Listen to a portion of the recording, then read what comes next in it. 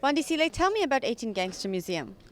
18 Cancer Museum is a creative medium to curb gangsterism in the township. We have a habit of using brutal force when it comes to solving our issues in the township. It's just a creative space to make sure that we deviate from using violence and find other creative mediums to solve our problems within the townships. And specifically, I'm just focusing on gangsterism and using creativity as a tool to curb that. Why are you focusing on gangsterism?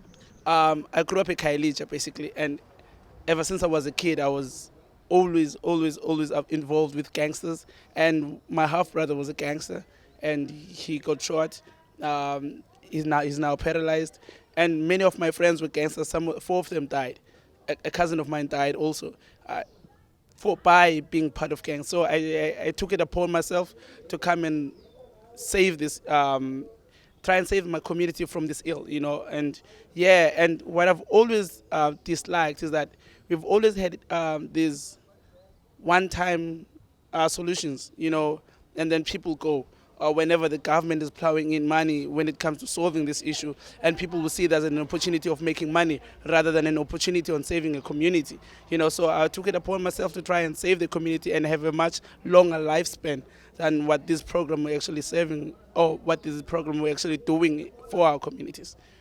Tell me about the program. How does it actually help to eradicate gangsterism from your community? Well, we try and share positive stories by ex-gangsters that are doing wonderful work in the communities, sell their art as well.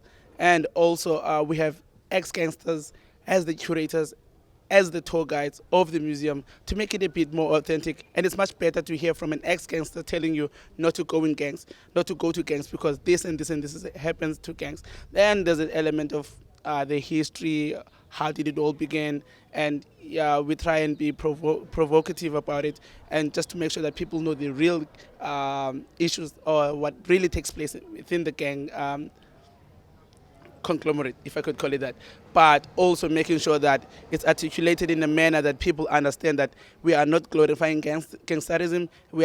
This is a tool to make sure that people get out of gangs and do not even partake in gangs in the future. Is it hard for people to get out of gangs? For some it's hard, for some it's easy, depending on the individual. I think some people, they find it's simply because they do not see another alternative rather than sticking to gangs to get out. So, and it also depends from what type of gang do you belong to. Some people in other gangs who are not as formally structured as others, they find it easy to move away from such gangs. Some gangs are much more dangerous than others. So people find it very difficult to get out from such gangs because now their families are at risk.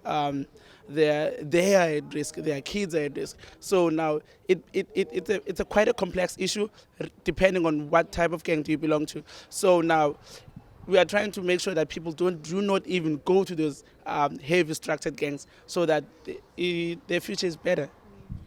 Briefly tell me about what we can expect to hear from the ex-gangsters who take you through the museum. What are we looking at? What kind of stories are we hearing? We're going to be looking at very hard-hitting stories about how did they start being gangs, what happened to them while they're gangsters, their emotional process, and what did they actually do as gangsters. Some of them have killed people, and those are the type of stories that we will share. And what was the process like, the transition from being a gangster, moving out from gangsters. How was it? How were they received by the community when they tried to be reintegrated back to society? Because there's that stigma, they're gangsters, so it's pretty much difficult for them to be trusted by society. So there's a type of stories that we will share, and how can people try and move away from this? And if we continue on this path, where will this community end, or where will South Africa be in the next 10 years? Museums are always taught about, they talk about the past. We also try and envision a bit of the future and see if we continue enhancing or just not doing anything about gangsterism, where does that lead our country in the next 10 years, in the next 20 years? We're trying to show those type of elements and sharing those positive stories from these ex-gangsters and what they're doing. Basically, that's how we're going to be doing this. And we also trying to make it as interactive as far as possible, and it's going to be an element of using the human senses. You know, you're not just gonna go there and just look at pictures, and you would want you to touch, want you to feel, want you to smell and experience the whole museum. What kind of reaction have you had from young people who have visited? Well, we've been doing exhibitions. We have not erected the whole museum yet. With the exhibitions, you know, some people go there with different reasons. Some are like they're excited. They think, oh, this is a cool project. I just want to go to the. And some of them are a bit skeptic because they're not sure what to expect.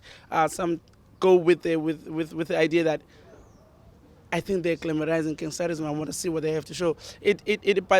But it's just it has that magnetic thing about it where people just want to go and see. You know, so people have different feelings. Some of them are excited. Some of them are skeptic.